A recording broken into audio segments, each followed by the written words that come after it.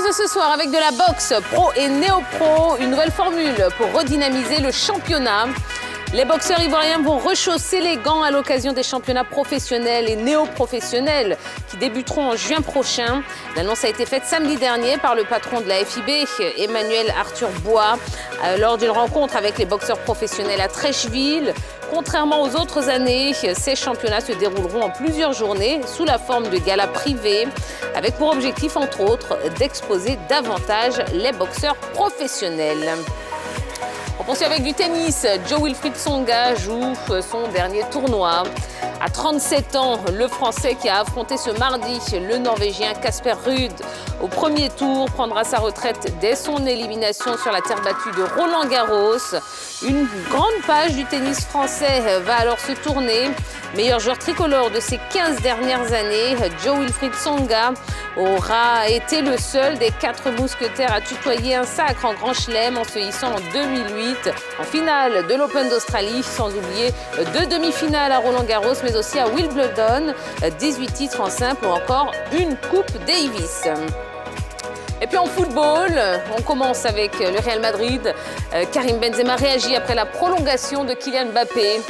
Karim Benzema, l'attaquant français du Real Madrid, est sorti de son silence après la prolongation du contrat de Kylian Mbappé au PSG. KB9 ne semble trop accorder d'importance à ce feuilleton.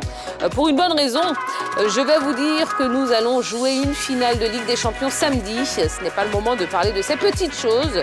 Je préfère ne pas parler, a déclaré le capitaine madrilène, ajoutant qu'il n'est pas en colère. À West Ham, Kurt Zouma plaide coupable pour animal maltraité. Comme le rapporte la presse anglaise, le défenseur français de West Ham, qui comparaissait ce mardi devant le tribunal correctionnel de la Tamise à Londres, a admis les accusations de cruauté envers un animal.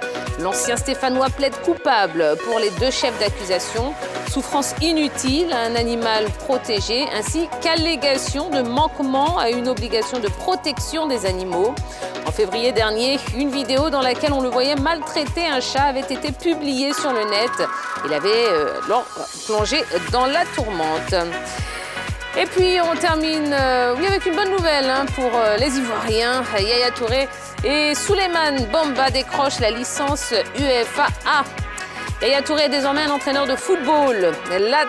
L'ancien attaquant de Manchester City a décroché sa licence UEFA A qui lui ouvre les portes du métier d'entraîneur. L'ex-capitaine des éléphants a annoncé la nouvelle dans un message posté dimanche sur les réseaux sociaux.